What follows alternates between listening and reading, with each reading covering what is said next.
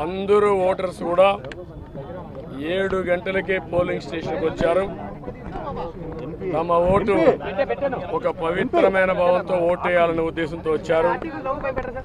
చాలా ఎన్నికలు చూశారు కానీ ఈరోజు చూసింది మాత్రం చాలా ప్రత్యేకంగా కనపడుస్తుంది. ఓటు అనేది ప్రజాస్వామ్యంలో ఒక వజ్రాయుధం.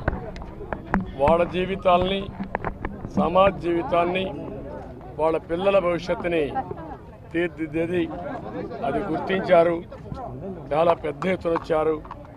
రాష్ట్రం అంతా కూడా ఒకటే కోరుతున్నా, ఓటు మీ హక్కు, ఓటు మీ జీవితాలను మారుస్తుంది. అదే మరి మీ భవిష్యత్తును మారుస్తుంది. మీ పిల్లలే కాకుండా మీ భావితరాల పిల్లలకు కూడా పునాదులు ఇస్తుంది. దయచేసి బాధ్యతగా ప్రతి ఒక్కరూ రావాలి, ఓటు వేసుకోవాలి, ఓటు వేయాలి. తద్వారా మీ యొక్క మనోభావాలు తెలియజేసి రేపు రాబోయే రోజుల్లో ఏదైతే సుపరిపాలన ఉంటుందో ఆ సుపరిపాలనకు నాంది పలకాల్సిందిగా మరొక్కసారి కోరుకుంటూ మరొక్కసారి అందరినీ విజ్ఞప్తి చేస్తున్నా.